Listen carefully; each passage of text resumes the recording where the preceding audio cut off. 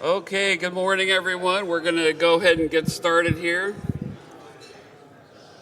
Welcome, everyone there that's watching online. Welcome the live stream audience. For those that don't know, my name is Jeff Clark. I'm at thegoldadvisor.com. Morning! The early crowd. All right, we are the diehards, right?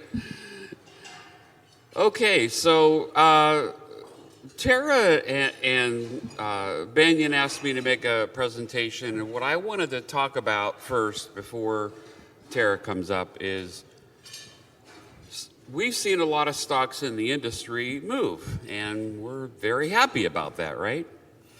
Some have not, and when I look around the industry, I notice that it is some of the larger deposits that haven't really done the double and triple that we've seen year to date. Now, Banyan's up almost 50% year to date, but this stock is worth, double or more than what it's currently at. So are these assets, these companies that are sitting on large assets, going to move, and what's going to make them move? I proposed to you this morning that that is exactly what's going to happen, and here's why. Now let's see if this works. Hey, there we go. I think there are three core reasons why we can expect companies with large assets exactly like Banyan Gold that are going to move.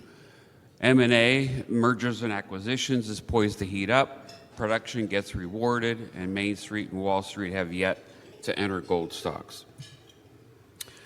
So for number one, M&A is poised to heat up. Why is that? Some of us were wondering, at this conference last year, why in the world are the seniors not buying up, snapping up these small companies? They could get them they could buy 5 of these companies for what they could, for one for 5 years ago. Why aren't they doing that? Here's one reason.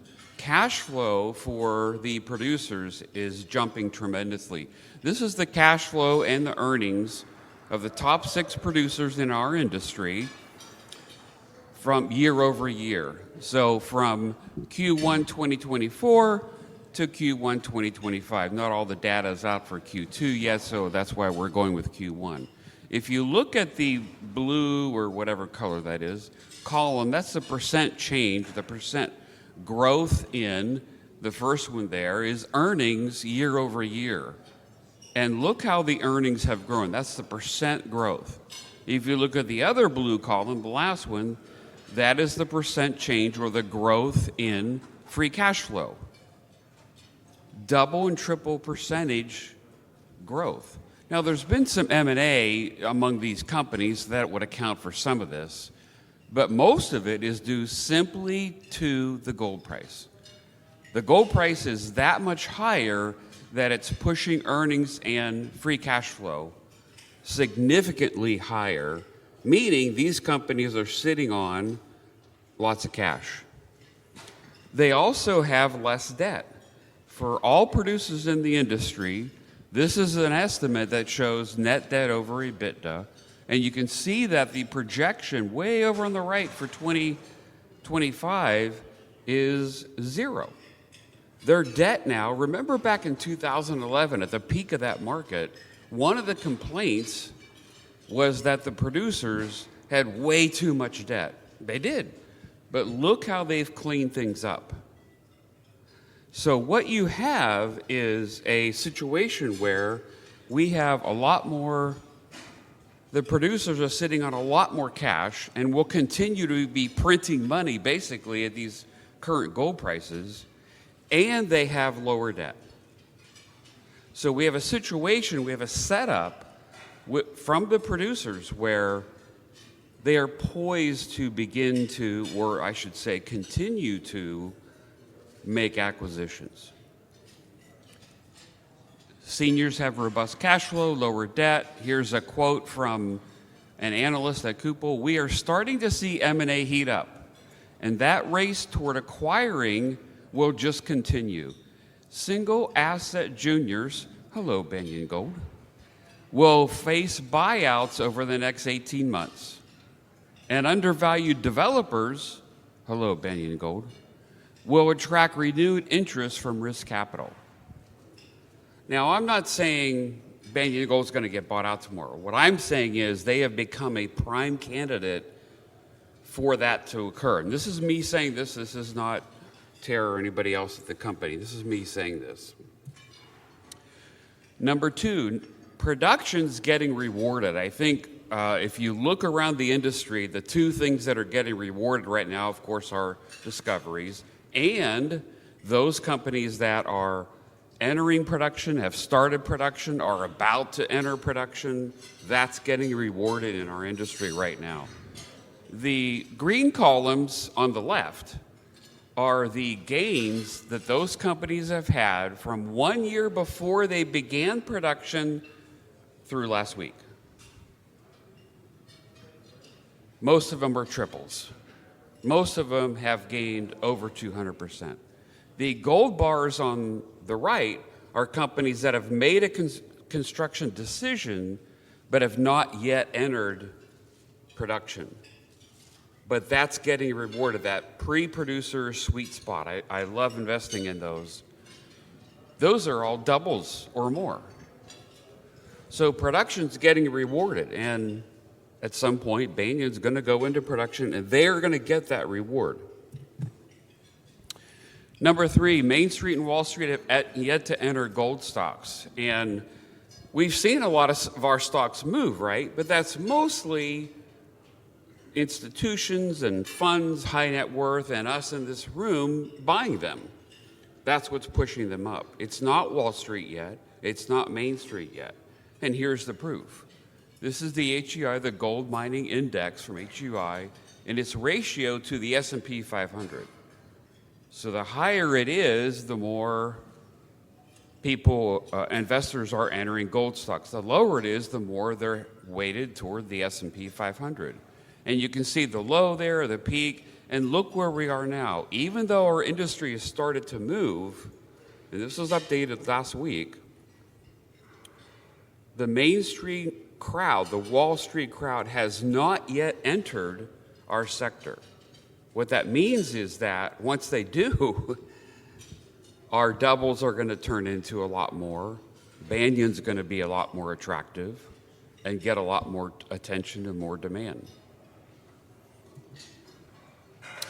Even relative to gold, mining stocks haven't moved yet. This is the GDX over gold, and you can see that we all know that gold's gone up. Some stocks have gone up, but relative to the gold price, the gold miners have really not moved all that much yet. There's a lot more upside for them relative to the gold price. So I think we're just getting started, in my opinion, for mining stocks to move a lot higher. It's still ahead of us yet. And then just to wrap up, this is a great chart that's from Tavi Costa, Crescat Capital. And these are monthly candles. This is a chart going, you can see all the way back to 2005. And you can see the line for the downtrend there. And what he was asking is are mining stocks breaking out? And you can see on the far right there, the green candle that just popped up above that downtrend line. Meaning that gold stocks, as a group, based on chart analysis, have broken out of their downtrend. So, is our market about to break out? I would propose to you or submit to you this morning that the answer to that is yes. Whoops.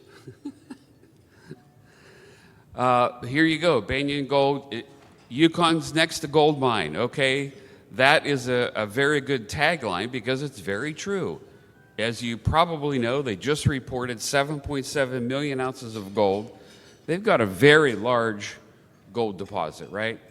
But what's just as important, and I'm sure Tara will go over this, 4.5 million ounces at a gram. It was 0.98, I believe, a gram. 2.27 million ounces at 0.63 in the indicated category, almost 5.5 at 0.6 in the inferred category.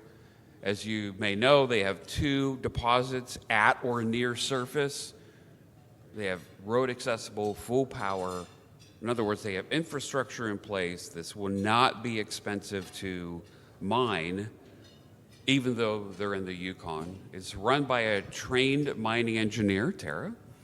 And yet, with that size of that deposit, they're still hitting 150 gram meters gold in their headline holes. It's amazing. In my opinion, this is a low-risk speculation at the current stock price. Full disclosure, I'm overweight. I really like this company. I own a lot of the stock. But I think at the current price, even though it's up almost 50% year to date, this is a low-risk speculation relative to what the rest of the market is doing, relative to what I think we see coming here over the next 1, 2, 3 years. I think the stock of Banyan Gold is going to be a lot higher by this conference next year. We cover the stock. It's free at thegoldadvisor.com, so you can log in and watch us. We cover every news release that they publish. We focus on education. We talk about the stock, and we have all our disclosures and why we own it and that sort of thing. So there you go. I hope that is useful information. And ladies and gentlemen, I would like to introduce you to the CEO of Banyan Gold, Tara Reid. Thank you. How are you? I've got the mic. All right. Thank you guys all for getting up early to come and listen to my talk. Banyan is something that I'm really excited about, obviously. I became the CEO of this company in August of 2016. I knew about this property, though, for a long time. I actually purchased an estate privately way back in 2013 that had the alluvial rights on top of this. And when I became CEO in 2016, we had another property. It was kind of like the market did not care about it. So I knew about this. I knew that there was a prospector also that had taken out 16 tons of 2-ounce material from here. So I set out to acquire it. And by the summer of 2017, we had an option deal on it. And then a couple years of work. By 2019, we made our discovery hole right underneath the power line. And that's why it became the power line deposit. And you know, those first 3 holes, and then we financed in October of 2019. We drilled through October, November till December 20th. We shut the drills down. And then we came out that next spring with 900,000 ounces. Of course, that was 2020, and things was hard to market in. That was COVID days. And then, you know, we put our head down and we drilled for 2 more years, came out with 4 million, then 7 million, and now, you know, our big resource with indicated. It's been a pretty short journey, 5 years to 7.7 million ounces. And you're looking at the property here. This is the airstrip deposit in the front, that kind of brighty green area, and then the power line goes from the top of that hill down to where the ticker symbol BYN there is there in the corner. When I look at this as an engineer, what excites me is it's really flat. That's really low topography. There's no glaciers, there's no mountains, there's no big lakes, there's no big rivers. Those are all terrible things to have when you're trying to build a mine, and that's where your pit's going to be. There's also no caribou, which is also a great thing. And what you do see there is that's a main power line that goes right through there across the image. It's a 138 kilovolt line that was built in January of 2021 or replaced. It's only energized to 69, and it serves 2 mines in a community. So when do you have a project that not only has a power line, but has a power line with capacity? And the hydro dam is just 50 kilometers down the road on the other end of that power line, and it's connected to the Yukon grid. And the Yukon government's recently announced that they're going to connect the Yukon's power grid to the British Columbia's power grid. So that's pretty exciting. Main road through there as well. That's a main highway. It's year-round maintained by the Yukon government. And this road in the foreground goes out to the Victoria Gold Mine, which is good and bad. And I'll talk to you a little bit about that as I go through the presentation. That square in the middle is actually a substation. Even got a substation where I can connect to. And if you're standing there in our camp, and we have a 100-person camp there, you would have 4 bars on your cell phone, and you'd have fiber optic cable going down the road. So that's pretty fabulous infrastructure. Yeah, let's go to the next slide. Sorry, might have to get closer. So why is Banyan exciting? We put out that initial oh, I'm going the wrong way. Sorry about that. Back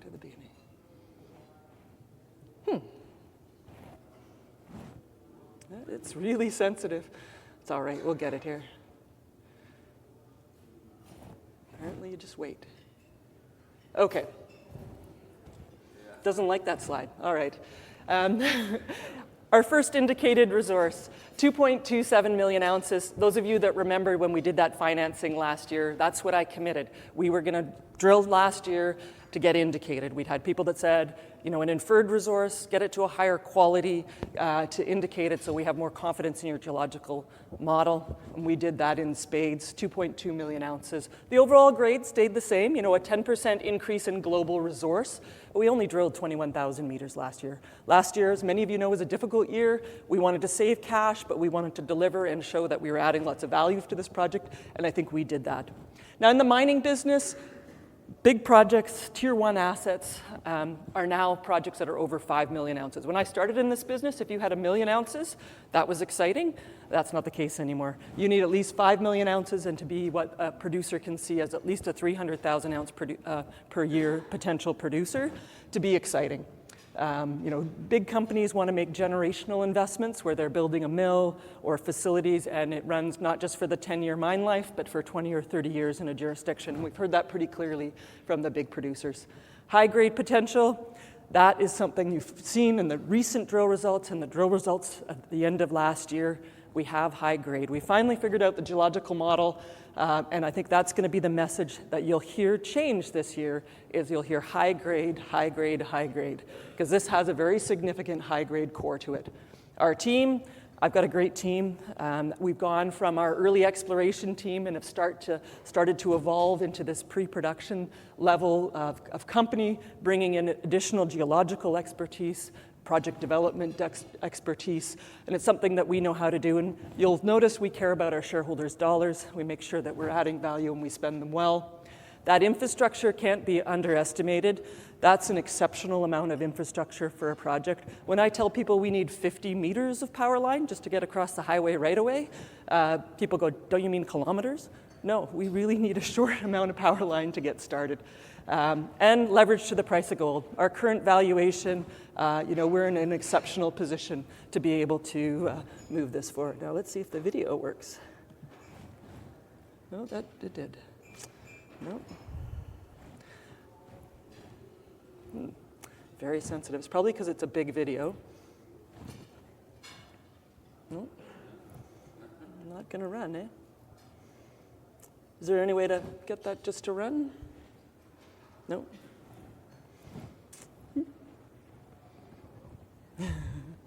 Anyway, that video would show you the context of where we are in the Yukon. It's this belt of rocks, these reduced intrusion type of deposits have had major discoveries in the last couple of years. We made our discovery in 2019. There we are right beside Hecla, a high-grade mine. You can see the power line in there. And then the Eagle mine, they're off to the northwest. And that's exciting. You can see the road that goes out there. It's about 40 kilometers away. And there you can see our new resource. We just skip it. Doesn't matter. Maybe the next one will run. It's on the next screen, though. Maybe you can help with that one. So here we have the new resource that we put out. The bright yellow is the indicated. There's considerable areas now that we are continuing to focus on drilling out, both within power line and airstrip, focusing on those high-grade intercepts. We can go to the next one. We did the resource at 0.3 and a 2050 gold price because we really wanted to show the same resource growth. We could have picked a higher gold price and we could have picked a higher cutoff grade. We decided that we thought it was most important to show people the resource growth and a conservative estimate. So there you can see the indicated, 2.7 million ounces, still similar grade of 0.63. But as a miner, when I look at this, I look at an increased cutoff grade, 0.55. You see there's 1.4 million ounces at 0.95, and 3.13 million ounces at 0.98. And in the mining business, another really important number is 1 gram. So there you can see a substantial core of this that is high grade, and that's the kind of grade that you want. So if you have 4.5 million ounces, and then you produce, a subset of that gets mined, let's say 300,000 ounces per year, that's what your 10-year mine life is built on. So that, I think, is going to get us a lot of attention from the majors because that's what they're looking for, 1 gram plus deposits. And if you look further on the sensitivity table that's in the presentations, you'll see that, oh, now it's going to run. Just like that. There's our Ormac project, over 300 square kilometers. 5 kilometers is the power line, and that's really changed perceptions. The academics previously believed that the surface expression of these types of deposits was only 1 kilometer, and we've challenged that with 5 kilometers. This is a very big system that created this. There's the portion of the deposit, that's 0.55, and you can see it all hangs together. That's what's really important. Do you have that 1 gram material in a pit-constrained area that it can actually be mined? If you have low grade that's spread out all over the place, that's a difficult deposit to mine. You don't have that high grade zone. And I think if you look in the sensitivity chart, you'll actually see that there's 2.1 million ounces in total at 1.63 combined. So that's where we're starting to show that we've got starter pits. Here you're seeing our drilling, airstrip and power line. There's lots of areas to expand that high grade. We've got 30,000 meters planned. We're already almost 20,000 meters into it. Here's some of the great holes. This is that hole that Jeff was talking about, 38 meters of 3.95 just at 79 meters. And that's the other thing you'll really notice about our drilling, where we're drilling out these high grade. All of those recent holes were from surface to 79 meters. That's pretty shallow, you know. Everything, a lot of companies are drilling 600-800 meter holes. The deepest part of our pit is 200 meters. So really shows high grade on surface is exactly what you want for a starter pit. And just that resource again, and there's a full sensitivity table in the presentation. Now, looking at our share structure, you'll notice we have a very large percentage of high net worth individuals and institutions, 52.6%, including the individual who came in our last financing. We have 2 high net worth, 6% shareholders in that. We have Franklin Gold and Precious Metals at 8.6%, Osisko Development at 2.3%. They've been a long-term shareholder, Sean Roos and the team. And you'll notice I'm a 4% shareholder, and I'm the third CEO of the company, and unlike many juniors, I wasn't around to get the half-cent stock, and there was no half-cent stock. Banyan IPO'd at 15 cents. We're currently trading at 25, 26 Canadian. So I've got over $2 million of cash because I've participated in every private placement that the company's had and bought on the market, including that last financing, which was actually above market with no warrants. You'll see I maintained my position in that financing along with our new shareholders. You can see our share price. Yes, we're still underrated. It was a difficult year last year with the challenges at the mine down the road. It almost took 50% off our share price, an external factor. That's why we were very careful about how we were going to spend our money. We've seen that start to resolve with the report come out and the fact they're going to sell that. They've already started the sales process, and I think that will make our story even more interesting as we have every corporate that's starting to look for M&A driving right through our property. And Jasmine's going to put up a billboard so that they remember we're there. They already know we're there, but just to be a little bit cheeky, because every single one of them will have to drive through our property. So we're in a good cash position with $18 million in the bank today with all the drilling to date paid for. There's that last financing that we just did. It was done at 24 cents, so pretty similar to how you can buy it in the market today. We've got some great coverage. Cormark and Paradigm just recently put out 2 new research reports based on our recent results. Cormark actually increased their share target price to 80 cents. It says 60 there, but it's actually 80 now, and Paradigm's at 85. So what are we doing this year? How are we going to add value, and why should you care? Well, we're drilling, and we're drilling out these high-grade areas with 40% of our drilling focused on expanding that high grade at power line. We know there's areas there where we can both extend it, add ounces, lower the bottom of the pit. All of those are very easy ways to increase the value of this project. 50% of that at airstrip, following up on that high-grade hold from last year. If you recall, we got 16 meters of 9.32 grams at just 65 meters depth, and we are now chasing that up dip. The whole area where to the north of that, we hadn't put any drill holes into, so it's very exciting to get there and drill those holes. and 10% is focused on pure blue sky exploration. We've explored less than 5% of our 300 square kilometer land package. We got to get out there and test some of those other targets. We did some geophysics last year, which will help us target that, particularly since we know where the mineralization is. We can correlate where the mineralization is with the geophysics and use that to find other potential areas on the property. We are working towards our PEA, which is currently planned for fourth quarter.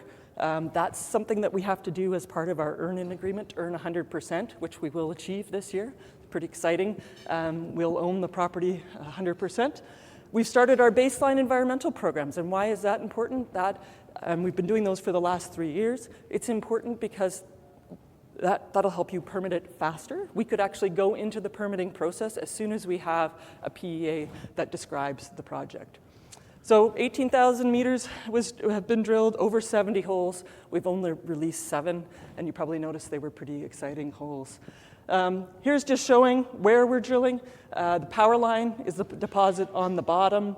The white and the yellow shows you these high-grade zones. And again, it shows you that they really hang together well. Yes, they're east-west. We'll probably have east-west starter pits, but the high-grade zones are really hanging together. The green line represents that contact with the dike where we got that high-grade intercept, that 9-gram material.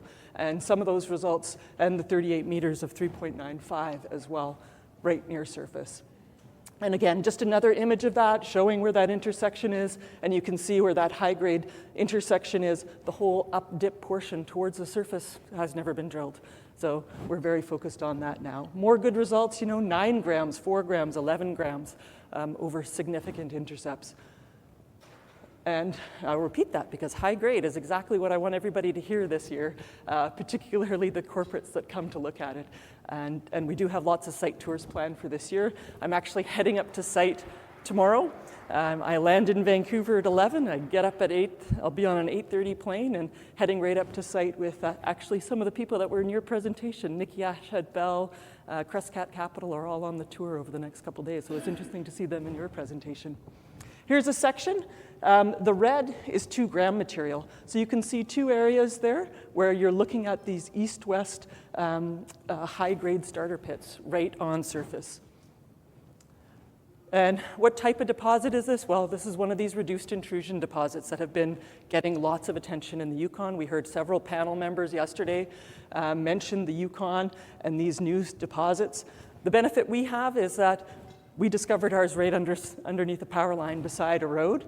But the interesting thing is we haven't found the intrusive source yet. That's a key difference between us and Rakla and Snowline. They've actually drilled into their intrusive. We're in the rocks above or around it, and we have over 7 million ounces. What the blue sky potential of looking for that intrusion is exciting. And people say, well, why haven't you drilled that? And I said, well, it's a balance. We've got what we believe is a very economic deposit now. Yes, we're going to spend some money doing some exploration on that, but we've already got what's needed to produce a mine. So it's pretty, very interesting. Another question every investor should ask is, can you recover the gold? We've done a lot of testing over the last couple years. We're pretty excited with a 93% recovery from gravity and CIL. That's a very traditional method. It is not a heap leach. It does use cyanide, but it's a very well-known technique. This mine, or this geology, is very similar to the flow sheet for Snowline and the flow sheet for Kinross's Paracatu down in Brazil. So known technology, that's also important. We have optionality with gravity flotation at 84%, and that could be a lower capital cost option.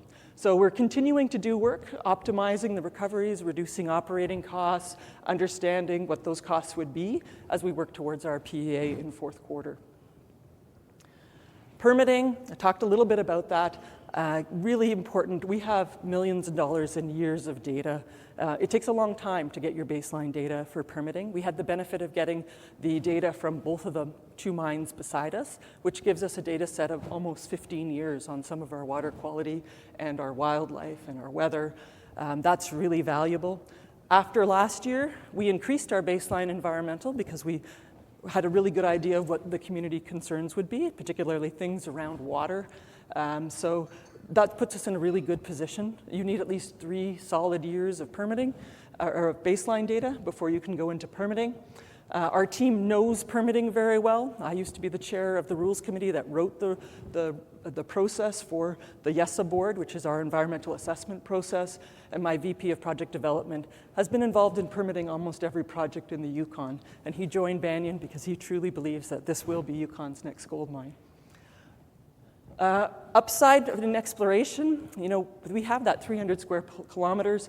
This portion of our property is off to the west. There's a little bit of a gap between our main Ormac and Nitra. You can see it in the little small map down here. This area is really highly prospective. We know that the pink blobs are actually known intrusions. They aren't mineralized to our knowledge yet. The red and the yellow dots are geochemical samples which show that we found high-grade gold, particularly the red. And there's known alluvial mining here. And those of you that know alluvial mining or placer mining, that's when there's gold in the stream beds. There's been over 70,000 ounces taken out of stream beds here.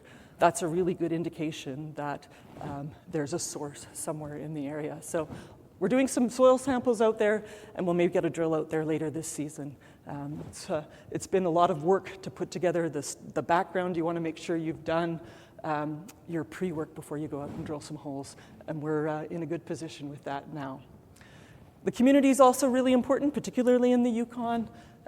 It's something I've been involved in this community since 2004 when I actually had my first agreement with this First Nation.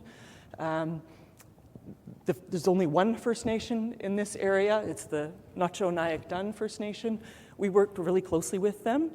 We make sure we communicate very regularly with their lands department and their elders. We use businesses that are owned by them to supply our propane. We use a First Nation-owned drill company, and that's really important. We also have 30% of our staff are from the local community, which is really high for an exploration company, and it's partly because we're road accessible, and we're able to give people flexible schedules because of that. But it also means we're really well known and respected in the community because we're known to be an employer that trains people and takes young people in and gives them an entry into the mining business. We also run a charity. I've been doing that for 13 years, actually from before I was even the CEO of Banyan.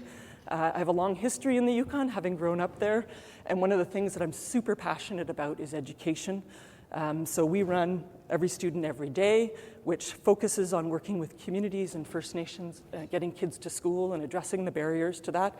We all need educated people for for jobs in the future, whether they're miners or whether they're in government. And we're really proud that we've given out almost $3 million over those years. All those things are important because you need a social license to be able to get a project permitted and continue to operate in it. Got the right team. As we've moved from exploration, we've started to add some pre-development people, bringing in expertise from Yamana, which was a very successful company which did get bought out. I'll talk about that, as well as advisors. It's important to have people that have built mines, but you don't necessarily need them as full-time staff. So I'll tell you about our advisors if you come and talk to me at the booth. And this is what's exciting. That's what Jeff was talking about. Where should we be re-rated to? We're currently under $15 per ounce. Some of our peers in the jurisdiction are at 60 or 100. But what price will companies get bought out for per ounce in this next cycle? I think it'll be much higher, and that's what I'm betting on. The sale process for the mine next door is going to drive a lot of attention. We're going to have a lot of majors driving right through our property, and it's going to be sold by the end of the year. That, I think, will be a catalyst for us. I'm happy to talk about that. Where do we sit? 5th largest in North America. Are there synergies with that mine down the road? Absolutely. Most majors aren't going to want a 200,000 ounce producer. They want a 400, 500, 600,000 ounce producer. There's nowhere else in North America where somebody could buy that asset, buy us, be a 400,000 to 600,000 ounce producer in 4 to 5 years, because you could actually permit our project in 4 years. That is a very compelling story, and I think it's resonating with many of the corporates. So we'll have lots of catalysts this year. Look for news flow from our drill results. We've just put out our first holes. We'll drill through September, so that'll mean we'll have drill results into 2026. We'll have that. We just put out that resource update, delivering on our commitments and showing that this is a very robust project with a high-grade core. The drill program you expect results probably about every month. That PEA in fourth quarter also will be really important for us. We probably won't get all of the high-grade results we put in this year into that. We might be able to update the resource with some of them, but the key driver of that PEA is actually our earn-in agreement. So we'll know that we'll be able to even improve upon that in 2026. So why not Banyan? Why now? At these gold prices, it's a pretty compelling investment. I think I'm pretty heavily vested, as you know. We've got that economy of scale. We've got the synergies of the district. There will be a mill built in this district somewhere. My hypothesis is it's going to be on the area that has the flat ground with existing infrastructure, roads, and power, and a very large resource. So thank you very much. Come and talk to me at the booth. I really appreciate you all getting up so early to come and speak, to come and listen to me. I'm tired. I was a little rough today.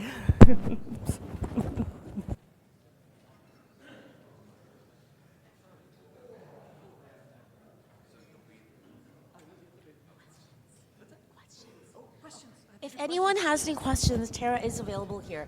So you can come up or you can just ask your question. Questions? Yep.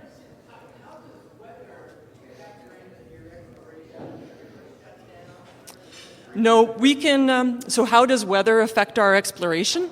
We're really well set up. We can drill to minus 40, and we've done it successfully before. I've been operating in the Yukon my whole life, and actually sometimes we prefer to drill in the winter because the ground's frozen and you don't have to build roads, so it's actually more cost effective and you have less reclamation to do. So, we've drilled to December 20th before and then shut down because of the holidays, not because of the weather. We generally like to not drill in January and February because they're the coldest, darkest months of the year, but we are able to. I think people hate rain more than they hate cold because it's actually colder when you're wet. Question?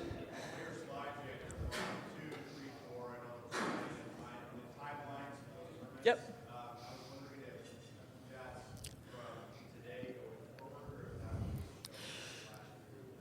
So the permitting timeline slide, on that, the permitting timeline would start from the day you have a study. And as soon as you have a PEA or a pre-feasibility study that defines your project, you need effectively a full project description, and then you can enter what's called the pre-submission engagement process. And there's kind of multiple things that can go on at the same time, but that's the first process, the environmental assessment. And then once you're through that, all the other permits fall out of that. Yeah, so that would be, if we have our PEA fourth quarter, it'd probably be January of 2026. The timeline would start there, and it would probably be 4 years till you could start construction through that process. There is potential to do it faster, and the key thing is, of course, having the First Nation on side. Yes? Yep.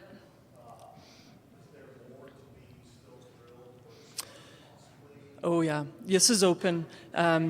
Is the deposit still, okay, I'll repeat the question. Is the deposit still open, or is this kind of the limit of the resource? Yes, there is tremendous potential to continue to grow this deposit. I have some shareholders that tell me, Tara, 10 million's not too big, and I have other shareholders that tell me that they really want to see the focus on indicated and indicated resources rather than additional resources. We know that this deposit continues off to the east and the west. You'll see that in some of our drilling. We are continuing to expand it. That whole area to the east, you can see there's a gap, and that's simply because we haven't drilled it. We know we can drill between the two deposits. We had that one line of drill holes between them, but it's just, do we need to drill it off to prove to people it's there? Yeah.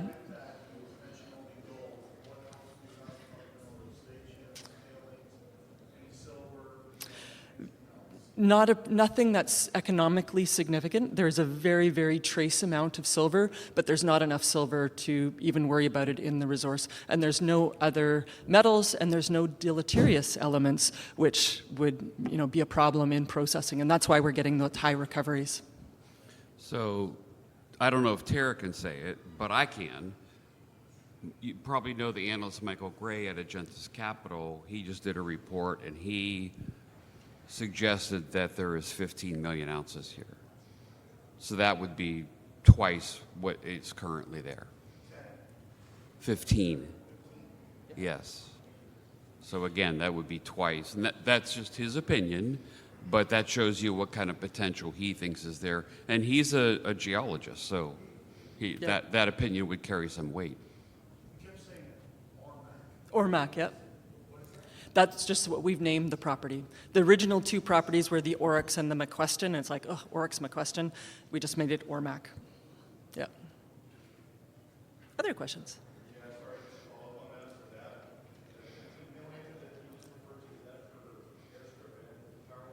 Yes, just in that area. Yeah. And remember, we really only drill to about 200 meters. We have one deep hole that goes to 650 meters. We drilled through 400 meters of the power line type of mineralization, 250 meters of the airstrip mineralization, and we ended in mineralization. So, you don't drill off deep. We're pretty confident that this deposit will go deep, but it won't be counted in your NPV because you only really get what's in your pit, whether it's a 10 or a 15-year pit. But it matters for a corporate because they see that depth is what means, makes it run for 20 or 30 or 40 years. Very similar to Marigold. They are mining at a kilometer now. That pit's very, very deep. Yep.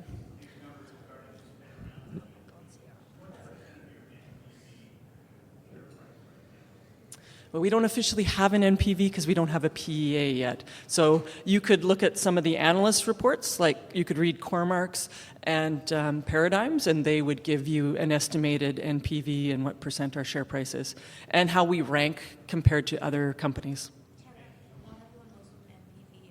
Net present value, yeah. Okay. Tara, what quartile of the cost curve do you expect your all-in sustainable costs? I know you haven't got the PEA, but just how expensive is it going to be to mine this?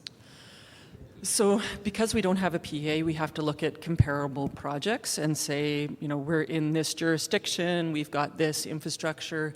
The most recent PEA is, of course, Snowline's PEA.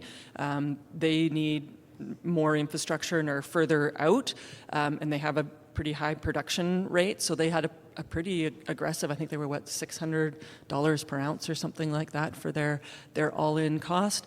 We know what the cost was down the road. It was like $1,500. So, until we've done our own PA, I can't give you a number, but, look at similar types of projects in northern British Columbia and Yukon, and you'd kind of get what the costs were likely to be. Once I have a PEA, I'll be able to answer that question for you. So we all know sonic drilling is pretty expensive to core and everything like that. Now when you say you're gonna, blue sky exploration, how many holes are you planning with that? Because that'll get up there pretty high in cost pretty quick. For sonic drilling? Yeah. What is it, $75 a foot roughly to core it out? So our all-in drill costs for diamond drilling is about $350 Canadian all in. That includes assays, camp, geologists, everything. So it's actually pretty competitive. The other option for us probably wouldn't be sonic drilling. It would be RC drilling, and that is slightly faster. But cost-wise, it's pretty similar because it's fairly people-intensive. You have to have more people to do the sampling. And the real challenge with that is that you don't get the geology. And understanding the high grade and seeing these veins has been really important to us to actually be able to define these high-grade zones. But when we do drill it out, we very well might go to RC because it would be faster.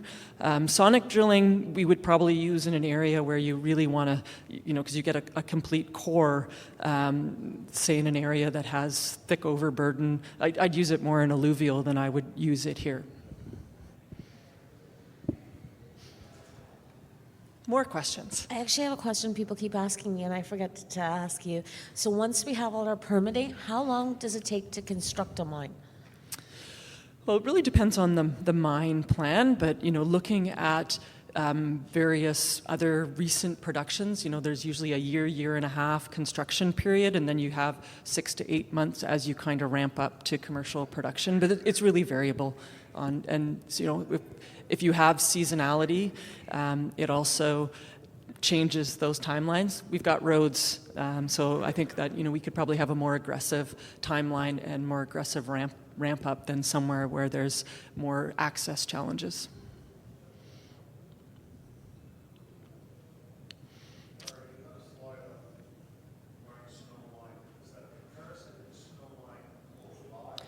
Snowline is the same type of geology. So, except for they found their intrusion. So these are reduced intrusion type deposits. Some, you know, there's a intrusion of molten rock that contains gold that comes up into the surface. They're quite close, and they've actually drilled into it because they've got an igneous rock, which is a intrusive rock with lots of veins in it. Our veins are in a metasediment, so they're just a rock that this intrusion came up into, and we haven't found it yet. And there's a really world-class deposit. These deposits are obviously very large. You know, they have 8 million ounces now. We're just under them, and so they were on several of our slides because they've been really getting a lot of attention in the Yukon. They're also on this slide, so you can see they're just slightly larger in total ounces.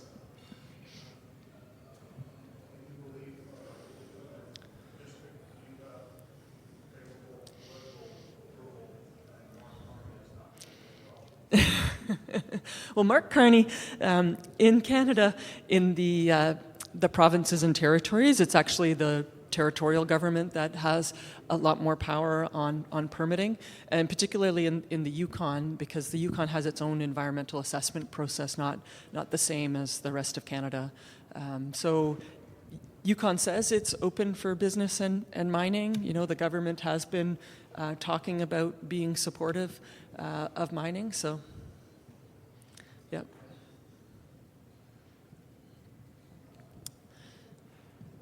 There's got to be more questions out there. Yes? Silver, zinc, nickel, whatever? Have we discovered other minerals, silver, zinc, etc.? So there is the potential for silver and zinc. We're right beside Hecla's very high-grade silver mine, which does have a lead-zinc component to it. There are, and that mineralization's about 10 to 15 million years younger than our mineralization. We have intersected a few very small veins of that silver mineralization, but nothing substantial, and it hasn't been an exploration target for us. We're waiting for Hecla to find something on the other side of our property boundary so that it kind of tells us where else we should drill there.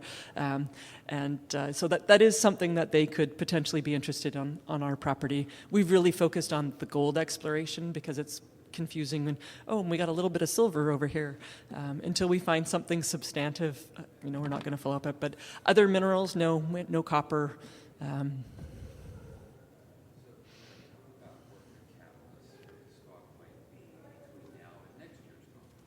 Okay, so talk about the catalyst for Banyan between now and next year's conference. Drill results, high grade, continuing that story around high grade. Our PEA in fourth quarter, earning 100% of our property and being free and clear of all of that. The mine down the road, the process as it evolves, there'll be the first round of bidders all travel through in the next month and a half. The second round of bidders travel through by October. They get bids by November, and by December we know who the new owner is next door. That could very well be a catalyst for us. We'll have some winter drilling because we know there's some targets that we want to drill in the winter, which will give us more drill results for next year. And then we'll have our program for next year, which will be announced by the conference next year, assuming that it's the same time of year. That should give us lots of news flow. And we might have a few other little things in store for people too, so we're always thinking.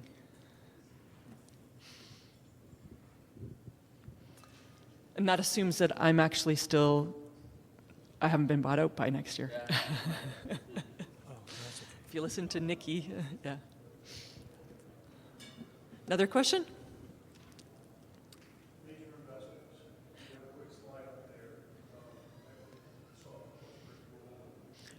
The newsletter writers and investors. Franklin Gold and Metals is a 9.8% shareholder. Rick Rule bought on the market. Where was that one here? Now that one's going to work. Where is it here? There we go. So that's the overall 30% generally retail. Insiders other than me, 2.5%. I'm 4%. Cisco Development, Sean Rusin, he has 2.3% in a Cisco Development, but he's also a personal shareholder. A lot of that 52%, there's 6% high net worth individuals in there who've participated in every financing, along with quite a few mining CEOs. My original financings, actually, I went to a conference that was all mining CEOs, and they were the ones that said, yeah, I like your project, so they put in money rather than institutions. Not yet. I believe one of them is going to let me put their name out fairly soon. Yeah, Rick.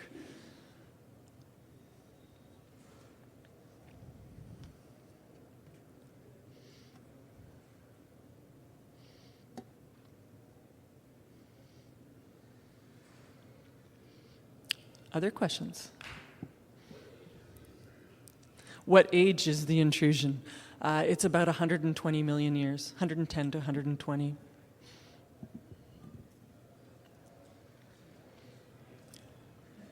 Or so the academics say. They've dated it.